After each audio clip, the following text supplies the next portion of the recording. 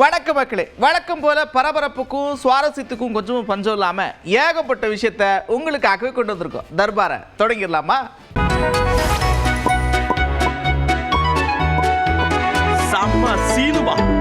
இந்த மாதிரி ஆட்கள்லாம் இருக்கிறதுனால தான்ப்பா நாட்டில் மழை பெய்யுது, வெள்ளாமை விளையுது அப்படின்லாம் சொல்லுவாங்கல்ல ஒரு வழக்கு மொழியில. அது உண்மைதாங்க. இப்படியான ஆட்கள்னால தானே எல்லாம் நடக்குது.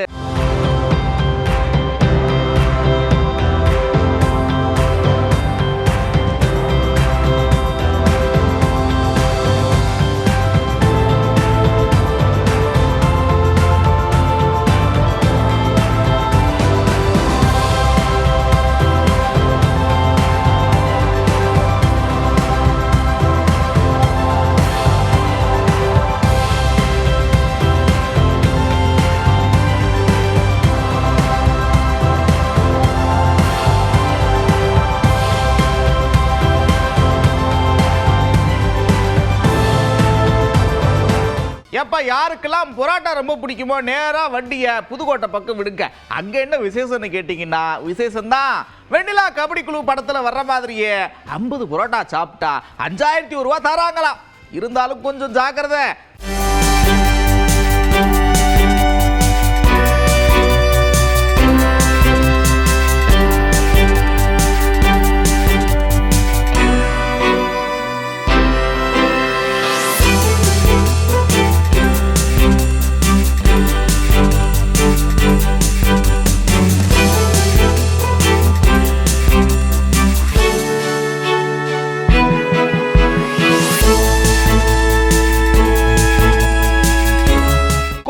இப்படிதான் ஒரு வயதான அம்மா என்ன பண்ணிருக்காங்களா, தன்னுடைய வழக்கம் போல அன்றாட ஆடுலாம் மேய்ச்சிட்டு போயிட்டு இருக்கிறாங்க. தவறி கிணத்துக்குள்ள விழுந்துட்டாங்க. சேதி அறிஞ்சு வந்த தீயணைப்பு வீரர்கள் மூதாட்டிய பத்திரமா மீட்டிருக்கிறாங்க.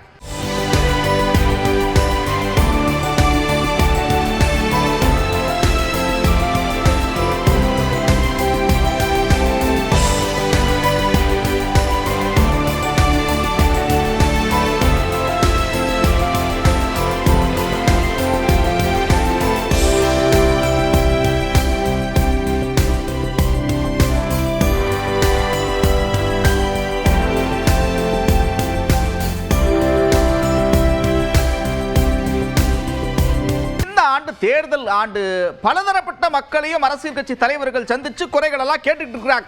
அப்படித்தான் விவசாயிகளை சந்திச்சு எதிர்கட்சி தலைவர் எடப்பாடி பழனிசாமி குறைகள் எல்லாம் கேட்டிருக்கிறார். அதுல ஒருத்தர் என்ன செஞ்சிருக்கிறார் பாருங்க.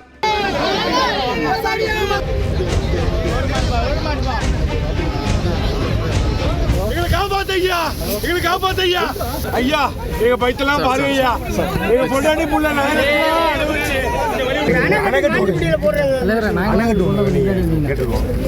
அதை உங்க வாயால சொன்னீங்கன்னா நல்ல வழியும் மேட்டூர் அடைச்சி இத்தனை வாட்டி அண்ணன் திறந்துருக்காங்க.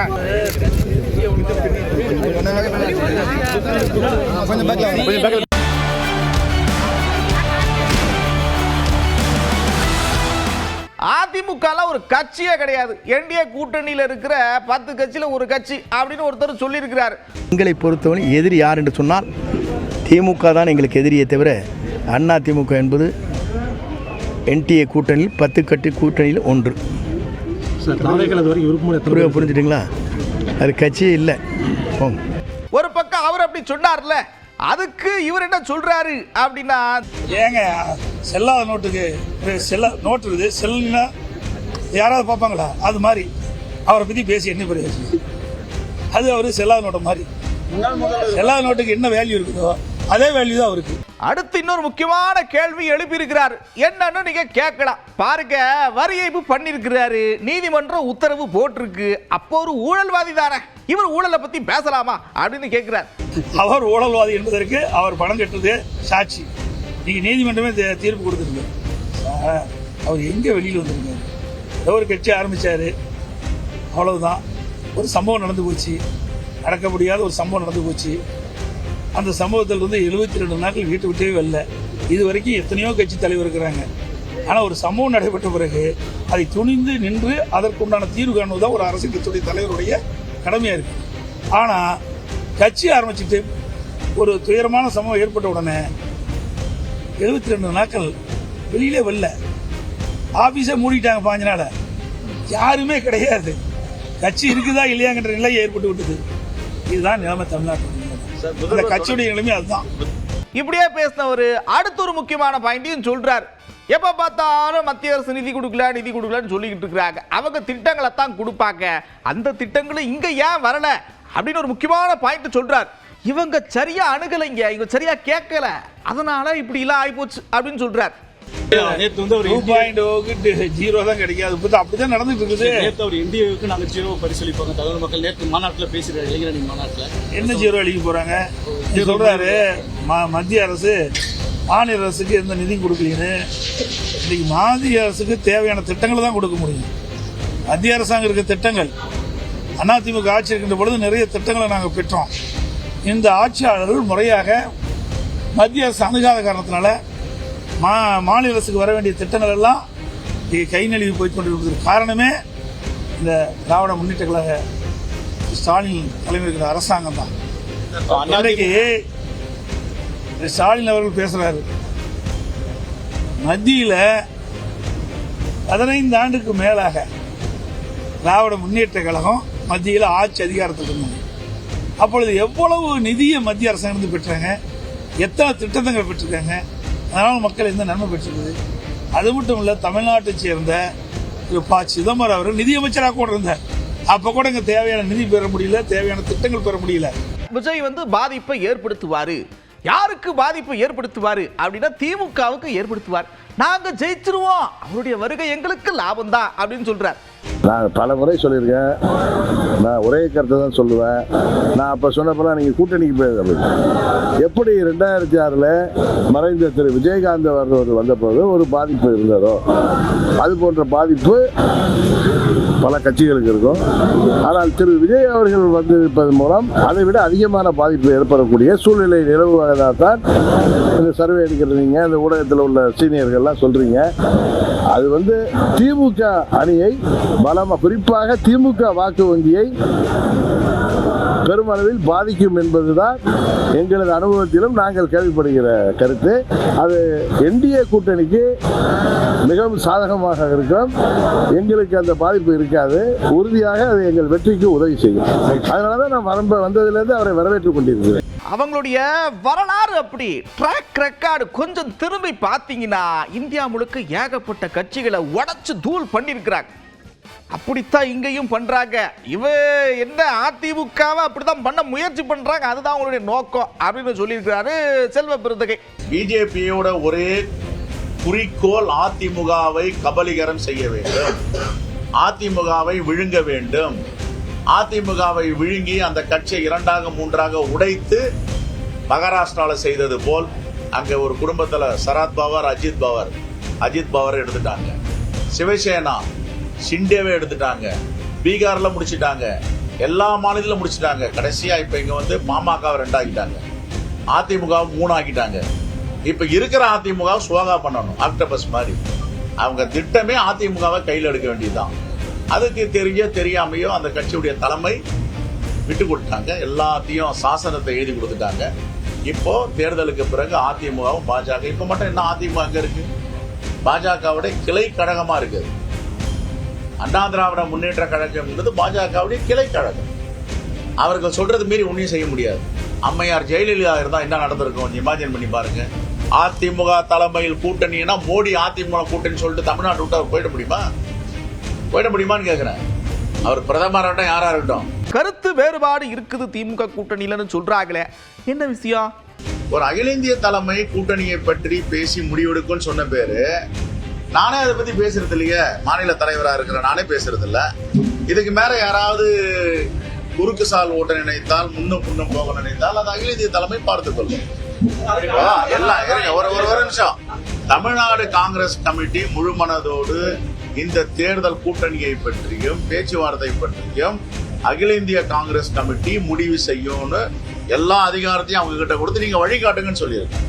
இப்ப நாங்க வழிகாட்டுங்கன்னு சொல்லிட்டு நான் வந்து இப்படி ஒரு கருத்து அப்படி ஒரு கருத்து சொன்னேன்னா இது அகில இந்திய தலைமைக்கு எதிரானது. நான் பல முறை சொல்லியிருக்கேன்.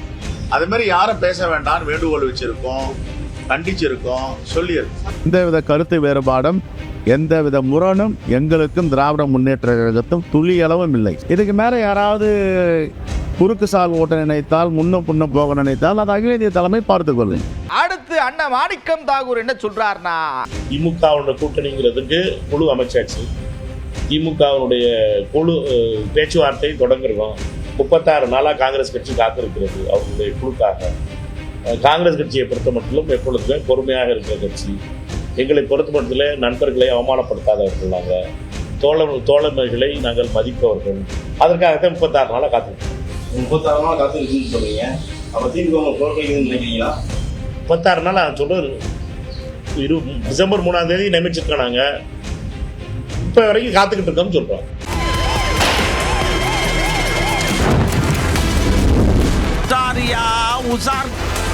டூ வீலர் ஓட்டுறவங்கலாம் கொஞ்சம் வேகத்தை குறைச்சு ஓட்டுங்க.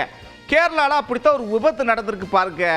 ஓவர்டேக் பண்ண போய் பேருந்துல மோதி விபத்துல சிக்கி இருக்கிறார் ஒருத்தர்.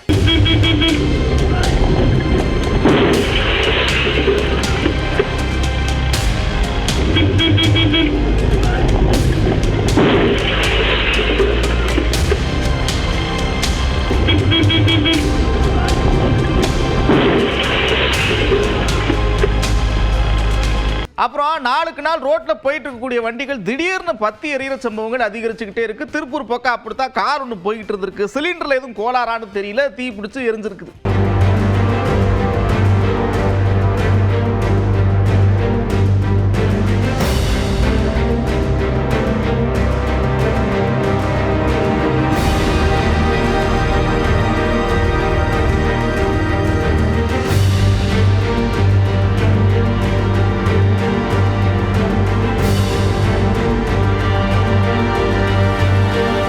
ஒரு பக்கம் நகையை தவற விட்டு நல்ல மனிதர்கள் அதை உரியவங்க கிட்ட சேர்க்கிறதும், இன்னொரு பக்கம் பூட்டின வீட்டை உடைச்சு நகையை திருடுறதும், இப்படி நகை சார்ந்த ஏகப்பட்ட விஷயங்கள் நடந்துகிட்டு இருக்கு.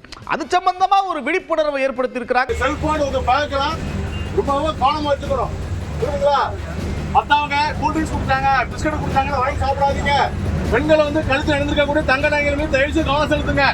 ஒரு அவசர உதவிக்கு ரயில்வே போலீஸோட நம்பர் என்ன? 1512. இந்த நம்பருக்கு நீங்க போன் எடுத்துக்கலாம். நாங்க railway police, Tamil Nadu railway police உடனே நாங்க வருவோம்.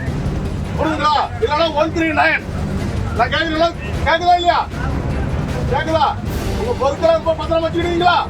ஒரு பக்கம் கர்நாடகாவில் இப்படி ஒரு சம்பவம் நடக்க, கோவில்பட்டியில் இன்னொரு சம்பவம் நடந்திருக்குது. என்னன்னு கேளுங்க. அதாவது பஸ் நிறுத்திட்டு போயிருக்கிறார், ஹேண்ட் பிரேக் போடாமல் விட்டுருக்கிறார் போல் இருக்கு. பஸ் அப்படியே லேசா பின்னாடி நகர்ந்து வந்திருக்கு. அங்கே இருக்கிறவங்க எல்லாம் பார்த்து உஷாராகி விலகிட்டாங்க. ஒரு டூ வீலர் மேலே பஸ் மோதி இருக்கு. தயவு செஞ்சு பஸ்ஸை நிறுத்துறப்ப கொஞ்சம் கூடுதல் கவனத்தோட பிரேக் எல்லாம் போட்டிருக்கான்னு பாருங்க.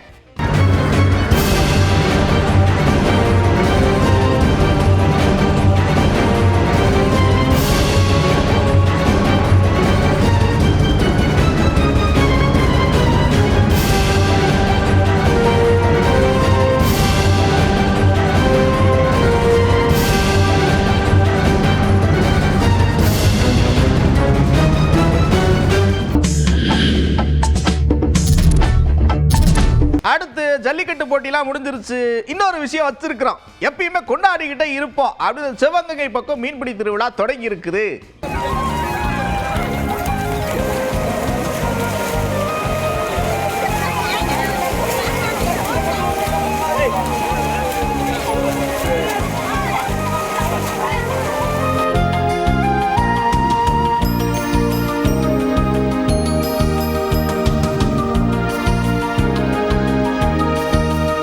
அப்புறம் என்ன, ஜாலியா சிரிச்சுட்டே ரசிச்சே பார்த்துருப்பீங்க. நான் கடை முறை நேரம் வந்துருச்சு. மறுபடியும் இதே மாதிரி ஒரு தர்பார்ல உங்களை சந்திக்கிறேன். அதுவரை விடைபெறுவது நான் நந்தா. இது 18 தர்பார்.